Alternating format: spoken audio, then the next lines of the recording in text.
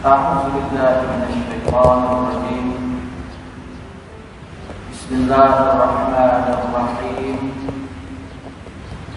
الحمد لله رب العالمين. الصلاة والسلام على سيدنا محمد الرسول الأمين وعلى آله وأصحابه أجمعين. اللهم رب اشرح لنا صدورنا ويسر لنا أمورنا واحلل عقدة من ألسنتنا تفقهوا أقوالنا.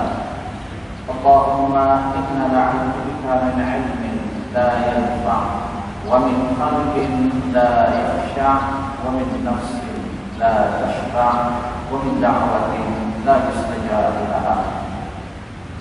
قال الله تعالى في القرآن العظيم: أعوذ بالله من الشيطان الرجيم. يا أيها الذين آمنوا اتقوا الله حق تقاته ولا تموتن إلا وأنتم مسلمون. صدق الله العظيم. وقال النبي صلى الله عليه وسلم: من خرج في طلب العلم وهو في سبيل الله حتى يرجع أو كما قال النبي صلى الله عليه وسلم. Yang saya muliakan Imam Masjid Al-Bukhari hafizahullah, dan yang saya muliakan ahli jaga kuasa para asatidz wal ustaz a'azzahumullah jami'an, serta yang saya hormati tuan-tuan dan puan-puan muslimin dan muslimat rahimahumullah ta'ala jami'an. Alhamdulillah, puji dan syukur kita panjatkan kehadirat Allah Subhanahu wa taala, yang mana dengan rahmat, taufik serta pertolongan daripada Allah Subhanahu wa taala, khususnya pada malam hari ini kita dapat bersama-sama berkumpul dan hadir serta mengimarahkan rumah Allah yang mulia ini, khususnya dengan melaksanakan salat fardu maghrib secara berjamaah. Dan marilah kita memohon, berdoa kepada Allah Subhanahu wa taala agar setiap amalan yang kita kerjakan, khususnya salat fardu maghrib yang baru ditunaikan, ianya mendapat taufik, ianya diridai serta diterima oleh Allah Subhanahu wa taala. Amin ya rabbal alamin. Tuan-tuan dan puan-puan yang dirahmati Allah, masih lagi kita membicarakan tentang wasiat Rasulullah sallallahu alaihi wasallam berkenaan dengan al-amanah. Dan sebelumnya sudah kita jelaskan apa maksud dan mafhum al-amanah fil Islam. Juga sudah kita jelaskan jenis-jenis amanah di dalam syariat Islam, khususnya apa yang disebut oleh Al-Imam Fakhruddin Ar-Razi di dalam tafsirnya, Tafsir Ar-Razi, bahwa amanah ada 3 jenisnya di dalam Al-Quranul Karim atau di dalam syariat Islam.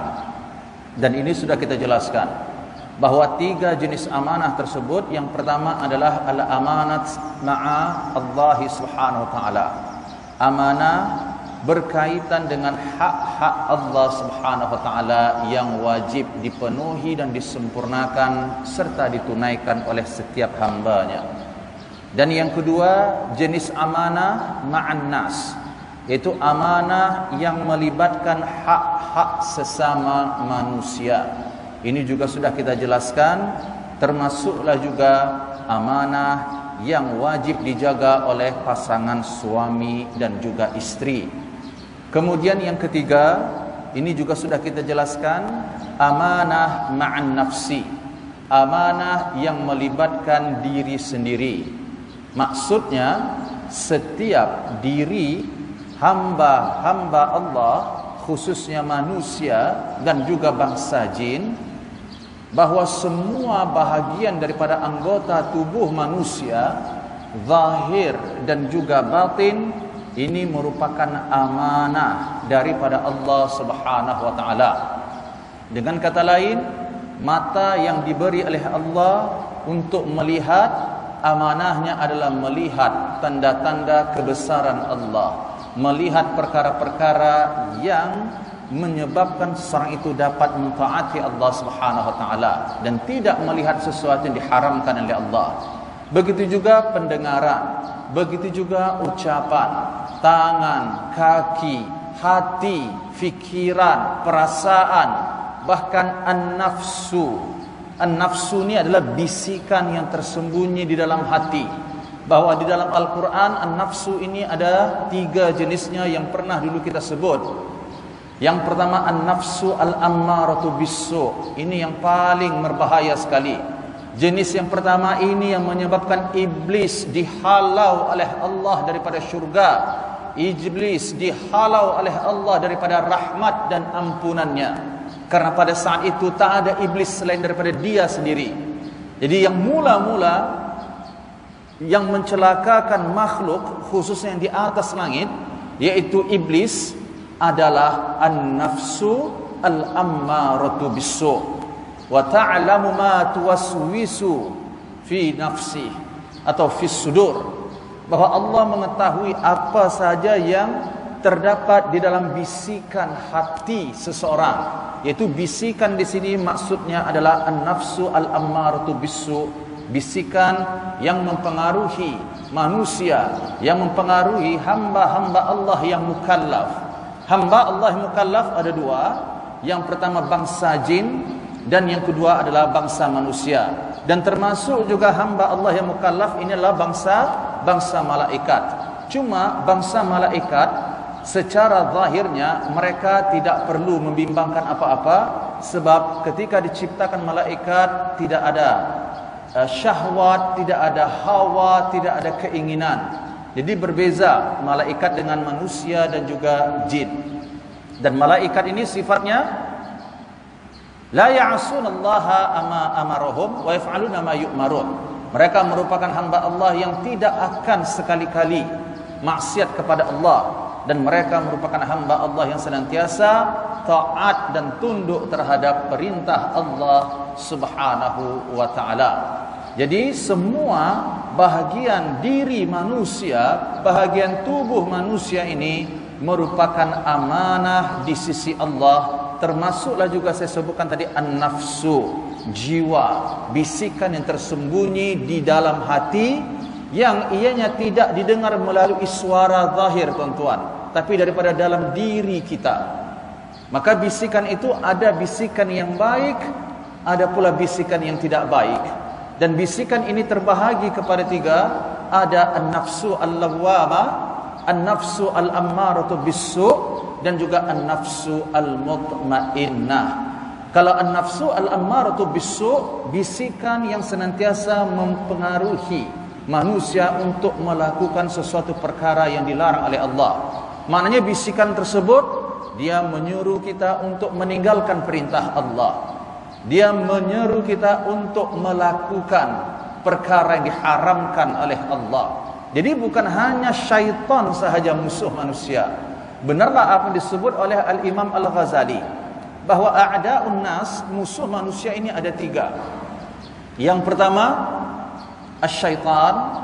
Syaitan ini ada 2 jenis. Syaitan daripada bangsa jin dan syaitan daripada bangsa manusia yang anda baca dalam surah An-Nas. Qul a'udzu birabbin nas ila ayat minal jinnati wan nas.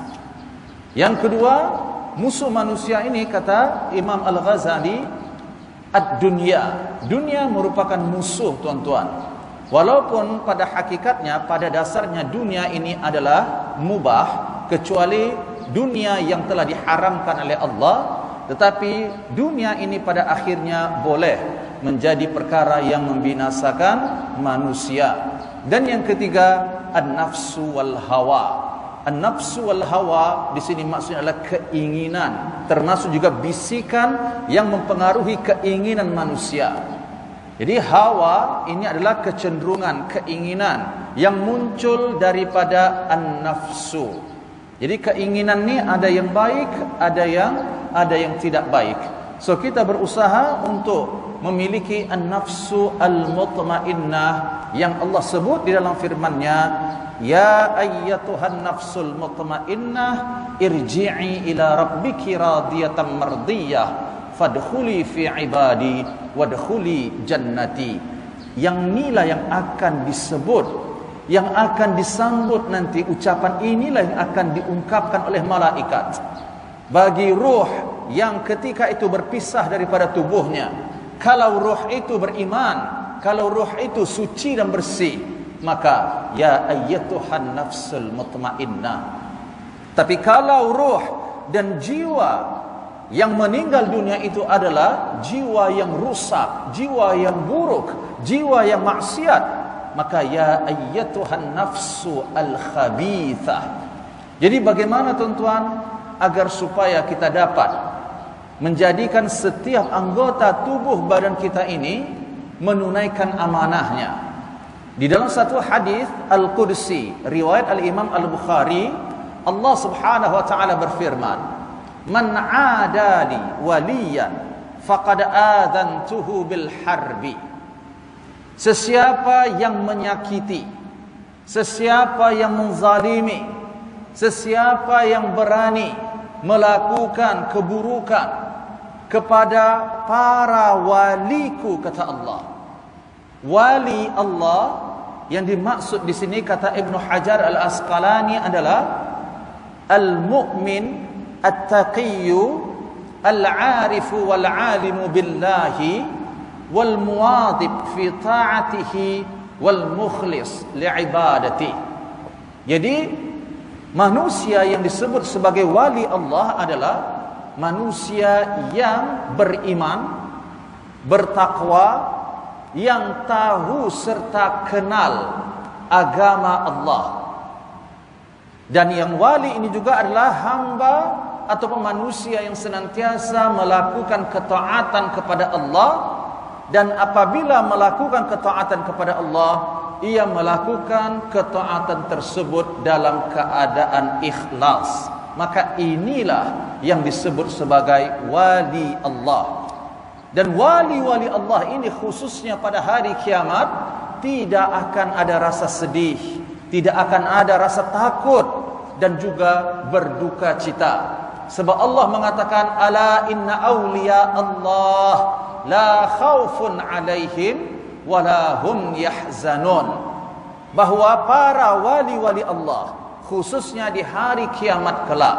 Hari kiamat ini tuan-tuan, khususnya bermula daripada manusia dibangkitkan daripada alam kubur, kemudian ke hari an-nusyur, kemudian menuju ke yaumal mahsyar dan yaum al-mizan, yaumul hisab, yaum al-jisr, ataupun berada di atas titian as-sirat. Dan panjang sekali, banyak sekali perkara-perkara yang akan dihadapi oleh makhluk Allah yang mukallaf ini apabila nanti bermulanya hari kiamat. Jadi hari kiamat bukan hanya cerita tentang syurga atau neraka sahaja. Anda bayangkan bahwa sehari sahaja ini bersamaan dengan 1000 tahun, setengah hari bersamaan dengan 500 tahun. Boleh bayangkan berapa lama manusia ini nak sampai kepada mahsyar tu, dari dibangkitkan di alam kubur. Ya Allah, hanya Allah saja yang tahu. Bahkan dalam riwayat satu hadis Rasulullah mengatakan sehari bersama dengan 50,000 tahun. Subhanallah. Dan di padang mahsyar, wallahi thumma wallahi, saya katakan, bukan seperti padang saat ini ada pohon yang rimbun untuk kita berteduh, ada matahari ataupun awan yang kadang-kadang mendung ataupun gelap. Pada hari kiamat, idza syamsu kuwirat, matahari sudah musnah, bulan, langit, bumi semua hancur, tuan-tuan. Bagaimana tidak boleh dibayangkan, sebab bab akhirat ini adalah perkara sam'iyat, tak boleh dibayangkan dengan akal. Kita hanya dapat memahaminya berdasarkan apa yang disebut oleh Rasulullah, berdasarkan Al-Quran dan juga sunnahnya sallallahu alaihi wasallam. Nak menunggu hari dihisab sahaja, demi Allah saya katakan, saya tidak tahu berapa lama, tuan-tuan. Belum lagi waktu dihisab, Belum lagi waktu ditimbang, dihisab lain, ditimbang lain. Belum lagi nanti meniti di atas titian as-sirat. Tahu tuan-tuan di mana letaknya titian as-sirat? Yudrab al-jisru aw as-sirat ala dhahri jahannam. Betul-betul di dalam neraka jahannam tu. Maknanya ketika seseorang meniti titian as-sirat, maka dia perlu melalui neraka jahannam itu. Subhanallah. Berapa darjat panasnya neraka itu? Subhanallah. Dalam satu hadis Rasulullah mengatakan bahwa narukum hadza juz'un min sab'ina juz'an min nari jahannam. Satu daripada 70 bahagian, hanya satu daripada 70 panasnya neraka jahannam. Kalau saya tanya tuan-tuan, lava ataupun lahar yang ada di dalam perut gunung berapi, tuan-tuan boleh bayangkan macam mana panasnya. Tengoknya saja kita sudah takut tuan-tuan. Betul? Bagaimana lagi kalau lahar itu, lava ya, mengenai tubuh manusia.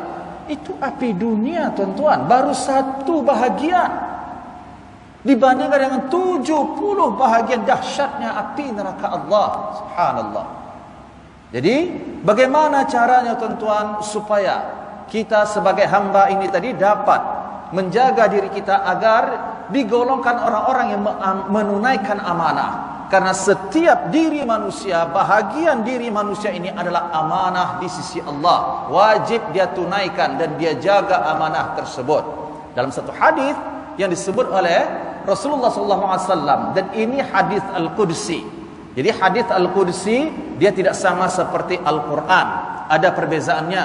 Jadi kalau hadis Al-Qudsi yang merupakan firman Allah Subhanahu Wa Taala direct, tetapi ia tidak seperti Al-Quran. Karena kalau Al-Quran Anda boleh baca, maknanya Al-Quran itu Anda baca di dalam solat. Adapun hadis Al-Qudsi ianya tidak dibaca di dalam solat. Tapi perlu tahu ada hadis Al-Qudsi, ada juga hadis Rasulullah sallallahu alaihi wasallam. So hadis Al-Qudsi ini tadi mengatakan, kata Allah, sesiapa yang berani, sesiapa yang menyakiti waliku, kata Allah. Siapa wali? Orang yang beriman, bertakwa kepada Allah, orang yang berilmu, maknanya dia kenal Allah, dia tahu semua hukum hakam Allah, tahu isi kandungan Al-Quran, tahu hadis-hadis Rasulullah sallallahu alaihi wasallam. Yang anda pada malam hari ini termasuk golongan orang-orang yang nak menjadi orang yang arifu billah, yang kenal kepada Allah. Mustahil manusia itu dapat mengenal Allah kalau tidak belajar hadis Rasulullah, kalau tidak belajar memahami isi kandungan Al-Quran. Tuan-tuan, Al-Quran yang anda baca, yang saya baca, walaupun secara zahirnya itu merupakan bahasa Arab, tetapi makna Al-Quran itu ada yang tersurat dan ada pula yang tersirat. Jangan kita berfikir bahwa sudah cukup saya membaca Al-Quran, memahami isi kandungan Al-Quran dengan terjemahan atau tafsir lafziyah yang ada pada diri kita, yang ada kita simpan di rak ataupun di almari kita. Dah tak perlu saya berguru, tak perlu saya belajar tafsir Al-Quran. Jangan salah tuan-tuan. Apa yang anda baca melalui terjemahan Al-Quran itu baru terjemah lafziyah, harfiyah, secara tersurat sahaja. Karena dalam ayat Al-Quran ada sifat-sifat ayat itu yang maknanya tersirat, yang balaghiyah. Contohnya Allah mengatakan, wa idza sa'alaka 'ibadi 'anni fa inni qarib.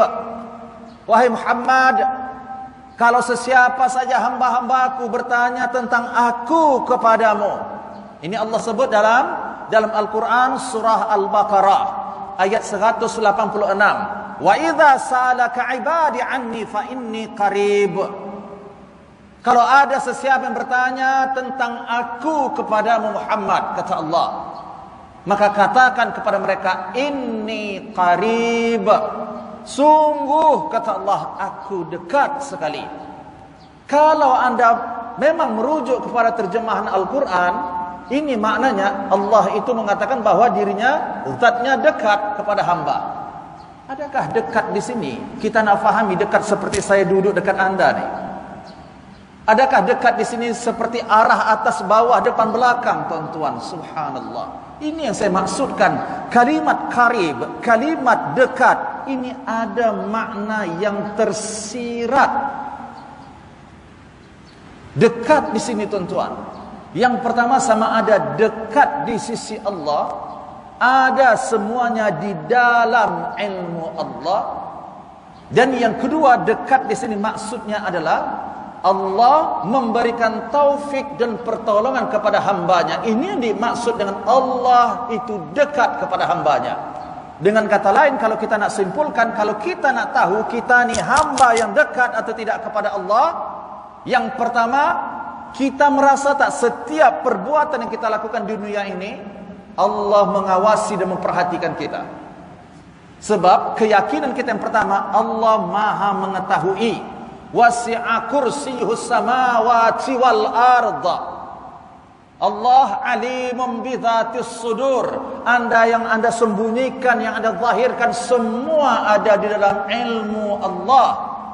Yang kedua, nak tahu hamba itu dekat atau tidak kepada Allah, dapat tak taufik dan pertolongan Allah. Bagaimana saya nak tahu manusia itu dapat taufik atau tidak? Amalan dan perbuatan dia. Karena mustahil seorang hamba ini dapat melakukan kebaikan dan amalan soleh, tuan-tuan, kalau tidak terlebih dahulu diberi taufik serta pertolongan daripada Allah subhanahu wa ta'ala. Jadi kata Allah subhanahu wa ta'ala, man 'ada li waliyan faqad adzantuhu bil harbi. Sesiapa yang menyakiti waliku, kata Allah, maka secara tidak langsung mereka yang menyakiti para waliku, kata Allah, inilah orang-orang yang telah mengisytiharkan perang kepadaku. Dan Allah mengisytiharkan perang kepada makhluk tersebut. Ada sesiapa yang sanggup, tuan-tuan, berperang dengan Allah subhanahu wa ta'ala? Subhanallah, na'udzubillah min dzalik. Wa Allah subhanahu wa ta'ala mengatakan, la yazalu 'abdi atau ma taqarraba 'abdi ilayya ahabbu ilayya atau ma yataqarrabu 'abdi ilayya bi syai'in ahabba ilayya mimma aftaradtuhu alaihi. Bahwa perkara yang paling aku suka terhadap hambaku ini, kata Allah, ketika mereka melakukan perkara-perkara yang aku fardukan, kata Allah.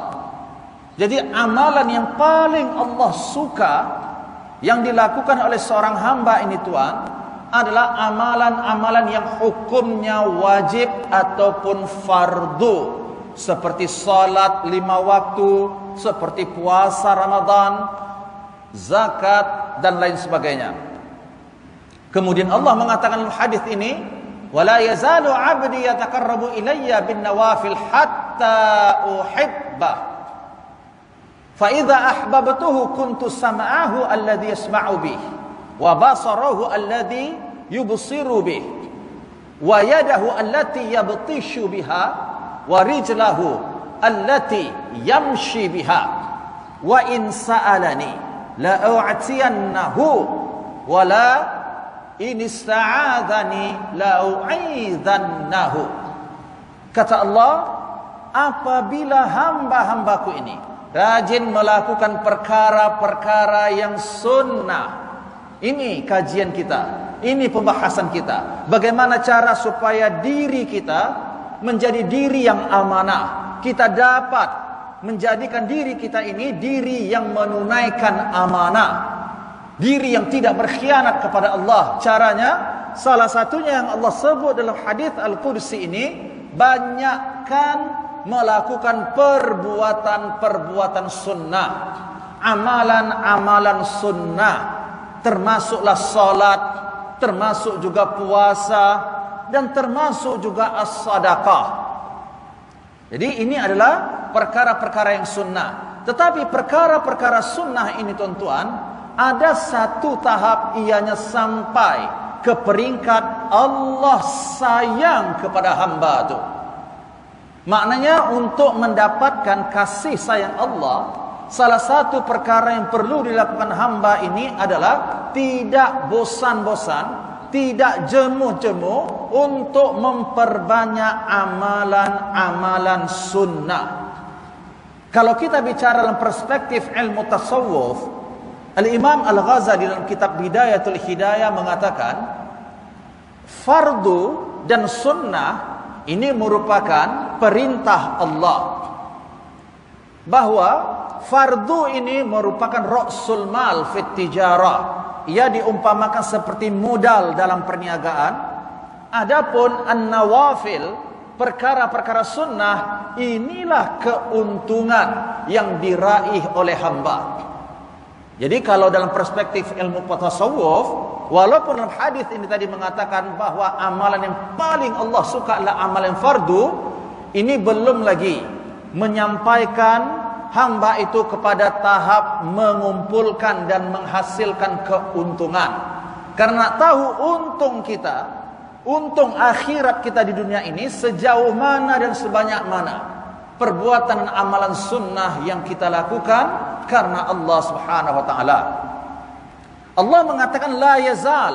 La yazal ini maksudnya continue. Apabila hamba-hambaku, kata Allah, senantiasa mendekatkan diriku dengan perkara-perkara sunnah, hatta uhibbah. Dan pada saat mereka melakukan amalan-amalan sunnah ini sampai ke peringkat aku suka kepada mereka, kata Allah. Kalau dah sampai ke peringkat itu, kuntu sam'ahu alladhi yasma'u bi, maka aku akan menjadi pendengarannya, menjadi penglihatannya, menjadi tangannya ketika ia memegang, menjadi kakinya ketika ia melangkahkan, dan ketika ia meminta apa saja kepadaku, kata Allah, aku kabulkan. Dan apa saja yang mereka pohon kepadaku perlindungan, maka akan kulindungi mereka, kata Allah. Maksud pendengaran di sini, tuan-tuan, ianya adalah kalau hamba itu sudah sampai tahap dikasihi oleh Allah, maka Allah akan pelihara, jaga mata dia untuk tidak melihat sesuatu yang diharamkan oleh Allah. Allah pelihara telinga dia untuk tidak mendengar perkara-perkara yang diharamkan oleh Allah. Allah pelihara tangan dia untuk tidak melakukan sesuatu perkara-perkara yang diharamkan oleh Allah Subhanahu wa taala. Jadi tuan-tuan yang dirahmati Allah, apakah hukuman dan juga akibat serta balasan bagi orang-orang yang tidak menunaikan amanah? Jadi lawan, antonym, opposite daripada perkataan amanah, ianya adalah khianat. Seseorang yang tidak menunaikan amanah, sama ada amanah ini berkenaan dengan hak-hak Allah, berkaitan dengan hak-hak sesama manusia, amanah berkaitan dengan seluruh tubuh badan manusia. Kalau dia tidak amanah, maka ia disebut sebagai orang yang khianat. Dan khianat ini merupakan satu daripada doa yang Rasulullah berlindung kepada Allah daripadanya. Kata Abu Hurairah radhiyallahu anhu, ia banyak mendengar Nabi sallallahu alaihi wasallam berdoa, Allahumma inni a'udzubika minal ju' fa innahu bi'sa ad-daji'. Wahai Allah, hamba berlindung kepadamu daripada lapar, ya Allah. Karena lapar ini adalah perkara yang menyebabkan manusia ini malas bekerja, malas beribadah, lemah untuk melakukan urusan-urusan dunia dan akhiratnya. Kalimat ju' Allah ataupun Rasulullah berlindung kepada Allah daripada sifat lapar, daripada merasakan lapar.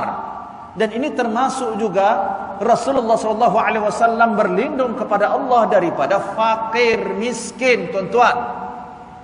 Saya ingin sampaikan dan tegaskan kepada kita semua, jangan sekali-kali kita mengatakan Nabi itu adalah seorang yang fakir, miskin. Kalau ini kita ucapkan dan sifatnya merendahkan, menjatuhkan nama baik Nabi, rusak akidahnya. Al-Imam Tajuddin As-Subuki dalam kitab At-Tabaqat Asy-Syafi'iyah, ia mendengar daripada gurunya Al-Imam Walid rahimahullahu taala, maka Nabi sallallahu alaihi wasallam faqiran qattu. Nabi tidaklah sekali-kali merupakan orang yang fakir dan juga miskin, tuan-tuan. Nabi berusaha untuk hidup yang sederhana. Nabi hidupnya zuhud. Tapi jangan katakan Nabi fakir. Ini boleh merusak agama, merusak akidah, karena kita menghina Rasulullah SAW.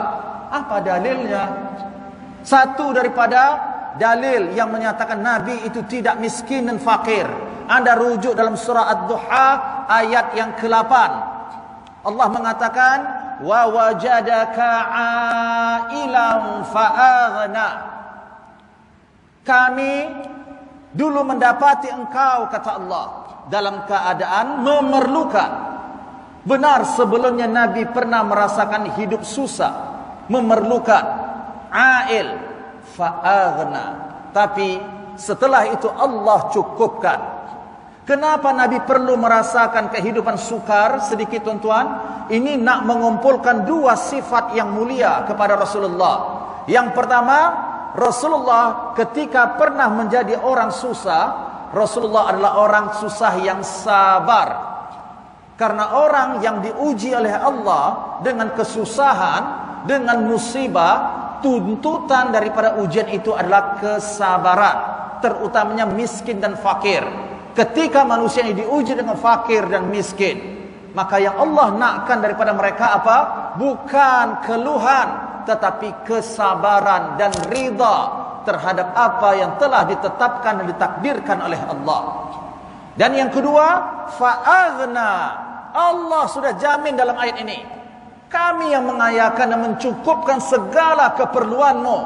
Tuan-tuan dirahmati Allah, saya mengatakan bahwa Nabi tidak miskin dan fakir, bermakna Nabi tidak hidup kekurangan. Karena sifat atau definisi fakir dan miskin, kalau Anda merujuk di dalam asnaf orang-orang yang menerima zakat, yang salah satunya adalah fakir kemudian miskin, khususnya dalam pandangan mazhab al-Imam Asy-Syafi'i. Anda boleh rujuk dalam kitab-kitab Asy-Syafi'iyah seperti kitab Mughni al-Muhtaj, Al-Majmu' lil Imam An-Nawawi.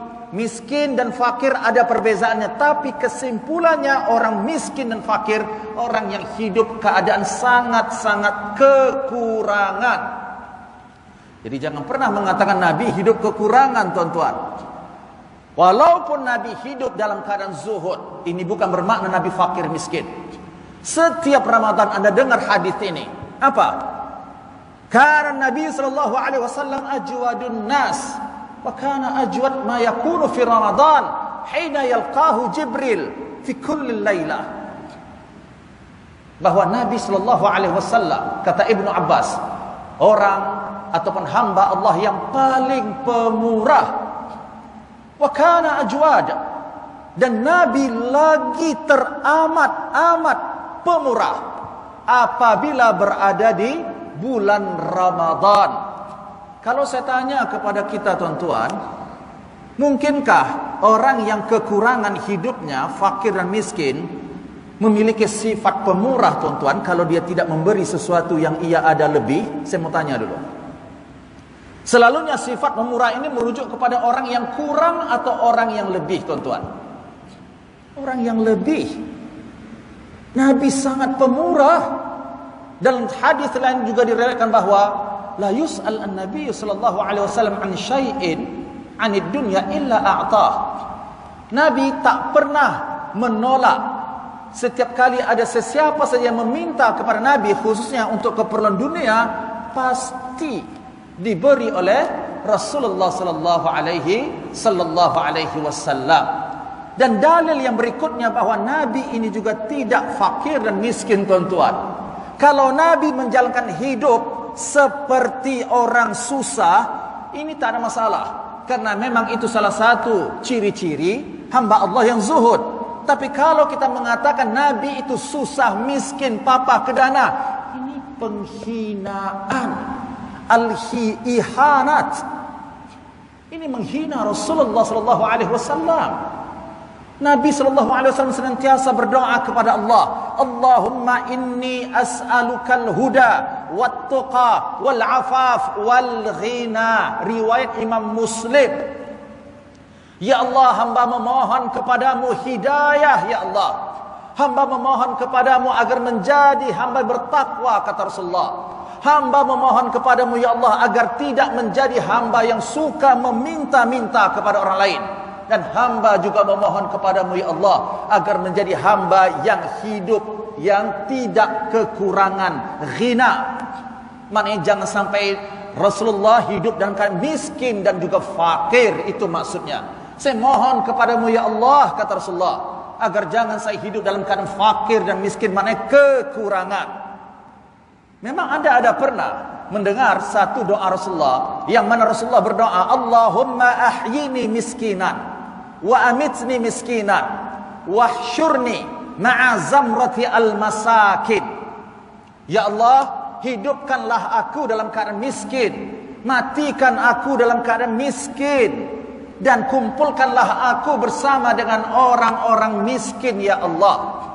Miskin di sini bukan maksudnya miskin kurang harta, tapi kalimat miskin di sini adalah istiqanat al-qalbi.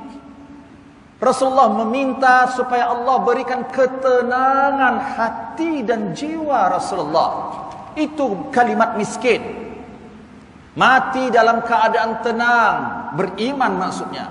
Hidup dalam keadaan beriman, hidup dalam keadaan tenang, dan berkumpul bersama dengan orang-orang yang tenang hatinya, dirinya. Ini kata Al-Imam Tajuddin As-Subuki, makna daripada doa Nabi. Dan juga makna Allahumma ahyini miskinan. Doa yang Nabi sebut kalimat miskin di sini, ini maksudnya adalah at-tawadu' wadh-dhullah amam Allah. Nabi berdoa supaya menjadi hamba yang paling hina, yang paling rendah sekali di hadapan Allah Subhanahu wa taala, yang paling memerlukan Allah Subhanahu wa taala. Ini maksud hadis ni. Jadi bukan zahir hadis kalimat miskin tu miskin kurang harta itu tuan. Jadi kalau ada pendapat di antara ulama yang mengatakan tidak itu betul-betul Nabi miskin, maka itu terpulang. Kalau saya secara pribadi mengambil pandangan ulama berdasarkan firman Allah tadi dalam surah Ad-Duha dan juga hadis-hadis Rasulullah yang menunjukkan bahwa Nabi itu tidaklah seorang yang hidup kekurangan. Benar, hidup Nabi zuhud tuan-tuan.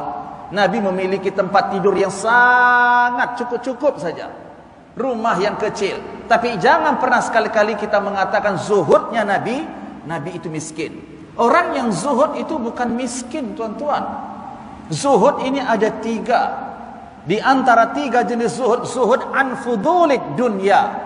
Mereka yang memiliki dunia, Anda ada dunia segala-galanya, tapi Anda tidak berlebihan menggunakan dunia yang Anda punya itu. Anda gunakan yang cukup sahaja. Bukan Anda bakhil dan kedekut, bukan.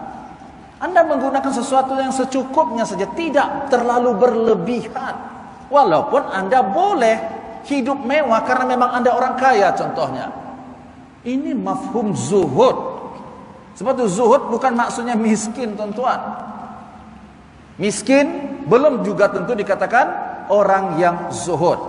Jadi tuan-tuan dirahmati Allah, khianat ini merupakan golongan orang-orang yang tidak menunaikan amanah. Jadi apa hukumannya? Yang pertama, orang yang khianat, la imana liman la amanatallah. Tidaklah sempurna iman bagi orang-orang yang tidak menunaikan amanahnya.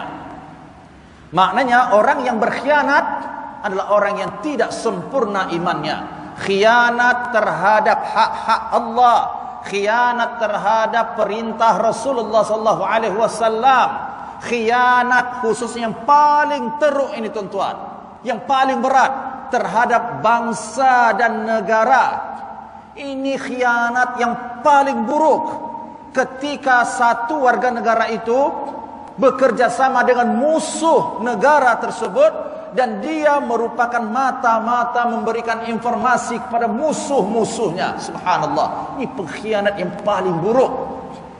Khianat apa? Khianat ilmu juga. Para guru, para asatidz, para syekh, asatidz, siapa saja, ketika mereka menyampaikan ilmu, pastikan ilmu yang disampaikan itu betul-betul ada sandaran daripada Al-Quran dan Sunnah. dan ia tidak mengeksploitasi ataupun merubah apa yang disebut dalam Al-Quran, maka dia tidak merubah sebaliknya. Kalau ini yang dia lakukan, maka itu khianat amanah terhadap ilmu. Dia tidak mengungkapkan perkara yang benar, tapi dia menutupi perkara yang benar demi untuk menyelamatkan dunianya, demi untuk menjaga hati orang lain. Subhanallah, ini hati-hati.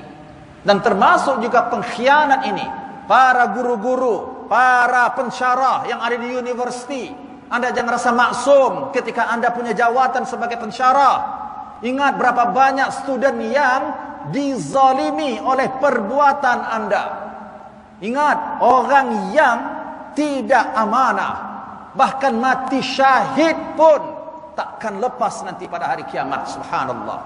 Jangankan Anda seorang pensyarah, orang yang mati syahid berperang, menjalan, melawan musuh-musuh Allah pun dalam dosa khianat ini tak lepas. Na'udzubillah min dzalik. Jadi orang yang khianat, yang pertama hukumannya adalah mereka tidak sempurna imannya. Yang kedua, khianat ini merupakan sifat dan tanda-tanda orang yang munafik. Dan munafik, tuan-tuan, adalah tempat yang paling buruk, sifat yang paling buruk sekali. Dan munafik ini ada dua. Ada munafik secara keyakinan, ini yang berlaku pada masa Rasulullah SAW berada di Madinah. Karena mula-mula munculnya orang munafik pada masa Rasulullah ketika Rasulullah hijrah ke Madinah dan sudah memiliki kekuatan umat Islam. Kenapa di Mekah tidak ada orang munafik? Karena Mekah pada saat itu dikuasai oleh orang kafir musyrik. Jadi tidak perlu mereka takut. Sebab itu tidak ada munafik. Adanya munafik pada saat Nabi berpindah ke Madinah. Sebab dia tahu di Madinah sudah dikuasai oleh umat Islam. Jadi orang-orang kafir ini takut menzahirkan kekafirannya, permusuhannya terhadap Islam. Sehingga mereka menjadi orang-orang munafik, menyembunyikan permusuhannya terhadap Rasulullah dan juga orang-orang yang beriman. Jadi munafik ini adalah munafik akidah. Dia kafir, tapi secara perbuatan saja dia tunjukkan dia Islam. Tapi nampak tanda-tandanya kalau salat malas, riya. Kemudian ada munafik amalan. Dia akidahnya beriman kepada Allah, tetapi perbuatan dia perbuatan seperti yang dilakukan oleh orang-orang munafik. Ini yang disebut oleh Rasulullah ayat an-nifaq thalatha. Tanda-tanda orang munafik itu 3. Yang pertama, idza haddatsa kadzaba. Kalau bercakap pasti ada tipu dan dusta. Wa idza tumina khan. Kalau diberi amanah pasti dia khianat. Wa idza wa'ada akhlafa. Apabila berjanji pasti dia tidak tunaikan janjinya. Ini adalah tanda orang yang munafik. Di dalam Al-Quran Karim surah Al-Hujurat ayat 43 Allah mengatakan wa inna jahannama la maw'iduhum ajma'in laha sab'atu abwab. Ada 7 darkat, 7 lapis neraka yang disediakan oleh Allah, tuan-tuan. 7 lapis neraka ini, setiap lapisan, kata Al-Imam Al-Ghazali, yang pertama untuk mereka melakukan maksiat dan dosa-dosa besar tidak diampunkan oleh Allah. Yang kedua untuk mereka yang kafirnya Yahudi. Lapisan yang ketiga ini untuk orang-orang Nasrani, kata Imam Al-Ghazali. Lapisan yang keempat untuk as-sabi'un, yang menyembah bintang, matahari. Yang kelima untuk golongan al-majus, yang menyembah api. Yang golongan keenam, tingkat bawah, nomor 6. Ini untuk siapa? Al-musyrikun, golongan orang-orang yang mensekutukan Allah. Dan yang paling fit darkil asfali minan nar, level yang paling bawah sekali, ini adalah untuk golongan orang-orang yang munafik. Ini yang pernah kita jelaskan dulu tentang 7 ayat yang terdapat di dalam surah Al-Fatihah.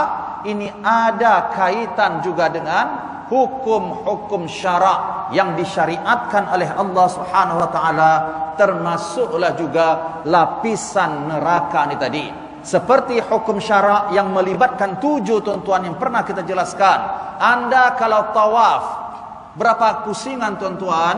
Anda kalau sa'i bainas safa wal marwah, berapa pusingan? Anda ketika melempar jumrah, berapa batu tuan-tuan? 7 ini angkanya merujuk kepada 7 ayat di dalam surat Al-Fatihah. Itu yang dari awal sekali kita belajar hadis wasiat Rasulullah ini, kita mulakan dengan apa?